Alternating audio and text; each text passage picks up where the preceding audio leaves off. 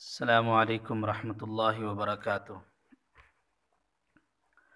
آج ہمارا 10واں سبق ہے۔ ہمارا عنوان چل رہا تھا حیات عیسیٰ علیہ الصلاۃ والتسلیم۔ کل ہم نے قرآن پاک سے اور احادیث نبویہ سے آپ کو دلائل پیش کی تھیں کہ حضرت عیسیٰ علیہ السلام زندہ ہیں، آسمانوں میں ہیں اور قرب قیامت تشریف لائیں گے، اور اس بات پر اجماع امت بھی ہے، تمام امت کا اجماع بھی ہے، امت مسلمہ کا۔ چنانچہ امام ابو محمد عبدالحق بن عطیہ الاندلسی یہ لکھتے ہیں کہ امت کا اس بات پر اجماع ہے کہ حضرت عیسیٰ علیہ السلام آسمان میں زندہ ہیں اور آخری زمانے میں نازل ہوں گے۔ چنانچہ حافظ ابن حجر عسقلانی رحمہ اللہ تعالی یہ فرماتے ہیں کہ حضرت عیسیٰ علیہ السلام کے آسمان پر جانے کے بارے میں محدثین مفسرین کا اس بات پر اجماع اور اتفاق ہے کہ آپ علیہ السلام کو زندہ جسم سمیت اٹھا لیا گیا۔ اب ہم یہ دیکھتے ہیں کہ کیا مرزا قادیانی یہ مسیح ہو سکتا ہے، یعنی عیسیٰ علیہ السلام ہو سکتا ہے؟ قرآن و حدیث میں حضرت عیسیٰ علیہ السلام کی ولادت سے آسمان پر جانے اور پھر دوبارہ آنے تک کے حالات کو جس قدر واضح اور تفصیل سے بیان کیا گیا ہے، سوائے حضرت صلی اللہ علیہ وسلم کے کسی اور نبی کے حالات کو اتنی تفصیل سے نہیں بیان کیا گیا، نہ حضرت آدم کے بارے میں، نہ حضرت ابراہیم، نہ حضرت موسیٰ، جتنے بھی نبی ہیں ان کے بارے میں اتنا وضاحت کے ساتھ نہیں بیان کیا گیا سوائے حضرت عیسیٰ علیہ السلام کے۔ آپ صلی اللہ علیہ وسلم کے حالات تو بیان کیے ہی گئے ہیں، لیکن حضرت عیسیٰ علیہ السلام کے حالات آپ صلی اللہ علیہ وسلم کے بعد سب سے زیادہ بیان کیے گئے۔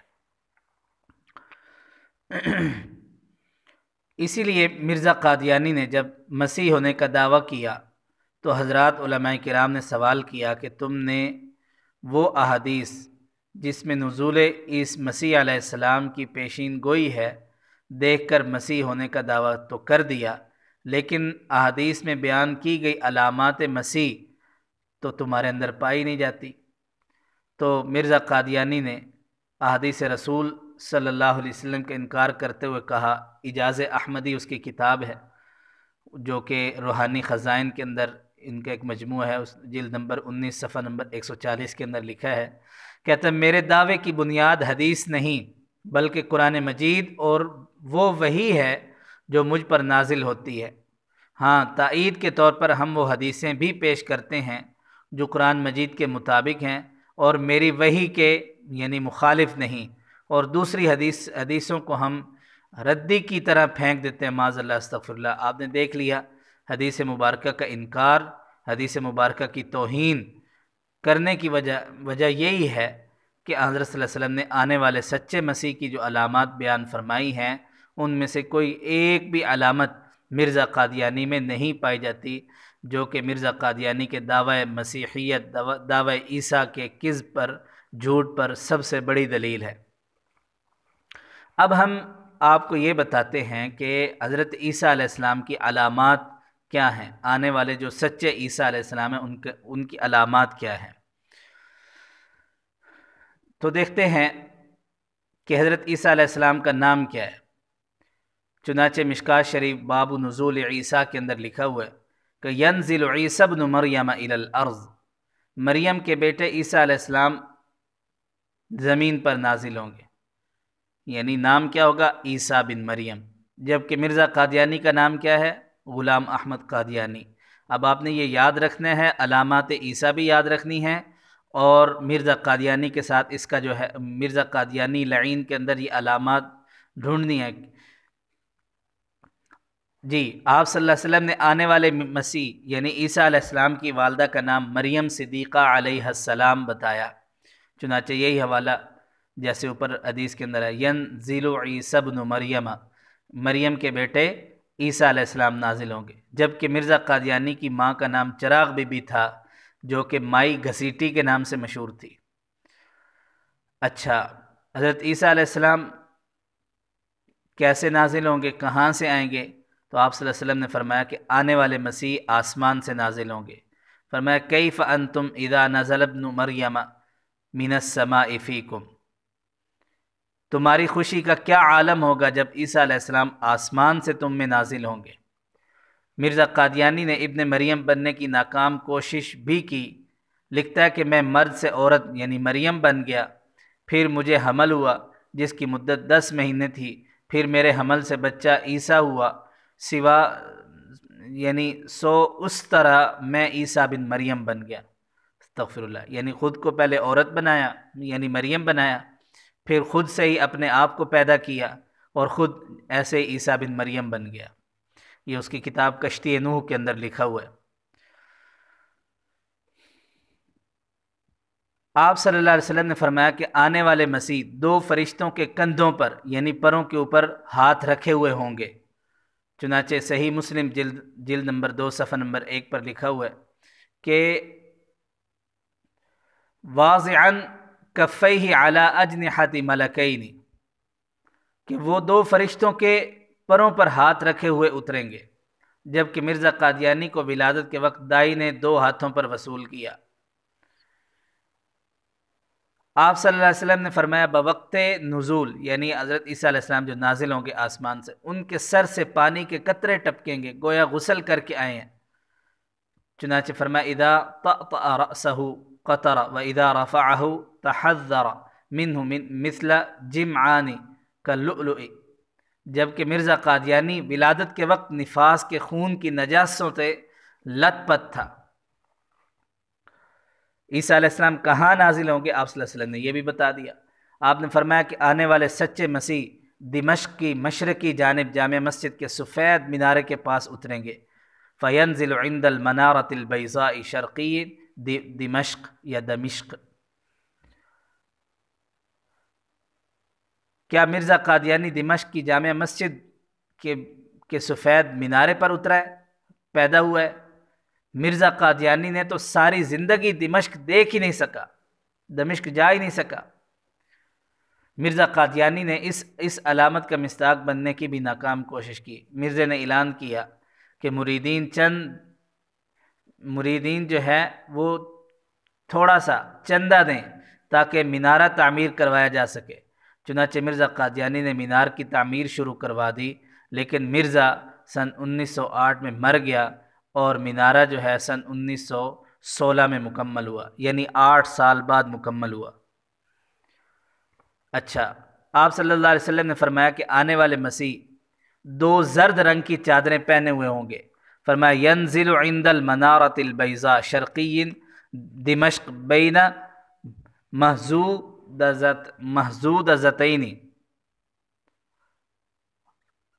محزودتین وہ 2 زرد رنگ کی چادریں اوڑھے ہوئے ہوں گے، جبکہ مرزا قادیانی تو بالکل ننگا پیدا ہوا۔ مرزا قادیانی اس حدیث کی بڑی مذاق اڑاتے ہوئے جو ہے وہ معاذ اللہ کہتا ہے کہ 2 زرد رنگ کی چادروں سے مراد 2 بیماریاں ہیں، ایک اوپر کی بیماری اور ایک نیچے دھڑ کی بیماری، اور وہ دونوں بیماریاں مجھے لاحق ہیں۔ اوپر کی تو دوران سر ہے یعنی سر چکرا جاتا ہے، اور نیچے کی کثرت بول ہے یعنی پیشاب بہت آتا ہے، حتیٰ کہ دن میں 100 بار جو ہے پیشاب آتا ہے۔ یہ خود وہ لکھتا ہے، زمیمہ براہین احمدیہ کے اندر یہ لکھا ہوا ہے۔ پھر آپ صلی اللہ علیہ وسلم نے حضرت عیسیٰ علیہ السلام کی مدت قیام بھی بیان کر دی کہ وہ کتنی دیر زندہ رہیں گے۔ آپ صلی اللہ علیہ وسلم نے فرمایا کہ آنے والے مسیح زمین پر 45 سال زندہ رہیں گے۔ چنانچہ فرمایا یمکث فی الارض 45 سنہ، 45 سال زندہ رہیں گے۔ جبکہ مرزا قادیانی سن 1894 میں دعوی مسیح کیا اور 1908 میں مر گیا۔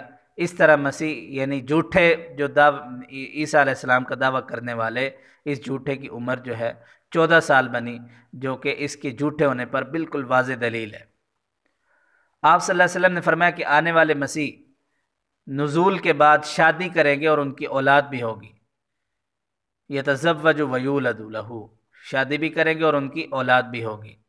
جبکہ مرزا قادیانی نے 1894 میں دعوی عیسیٰ کیا اور کہا کہ حدیث کے مطابق میرا نکاح ہوگا، اور محمدی بیگم نامی خاتون کے بارے میں دعویٰ کیا کہ اللہ تعالیٰ نے آسمان پر اس عورت سے میرا نکاح کر دیا، لیکن مرزا قادیانی کی اس آسمانی دلہن محمدی بیگم سے سلطان نامی شخص کا نکاح ہو گیا، اور مرزا ساری زندگی جو ہے وہ خواب دیکھتا رہا۔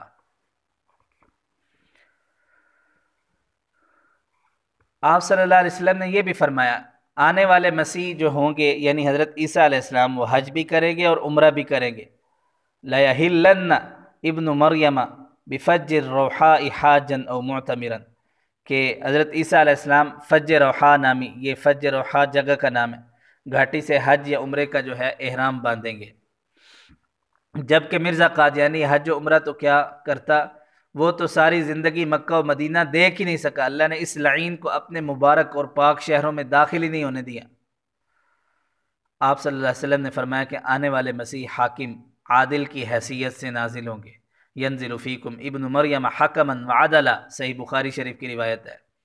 جبکہ مرزا قادیانی میں عدل تو تھا ہی نہیں، اور دنیا پر حاکمیت کرنا تو دور کی بات، مرزے کو ایک بالشت زمین پر بھی حکمرانی نصیب نہیں ہو سکی، اور نہ ہی آج تک اس کی ذریت غلامی کے چنگل سے جان چھڑا سکی، یہ غلامی ہے۔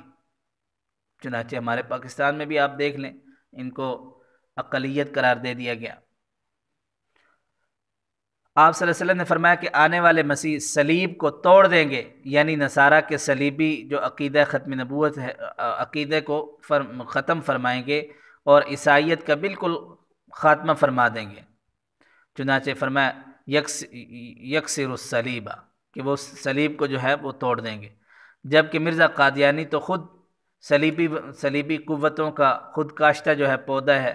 مرزا قادیانی کو مرے ہوئے 100 سال سے زیادہ ہو چکے ہیں، لیکن یہ عقیدہ آج بھی دنیا میں نہ صرف موجود ہے بلکہ پورے زور و شور سے جو ہے عیسائی عقائد جو ان کا پرچار کیا جا رہا ہے۔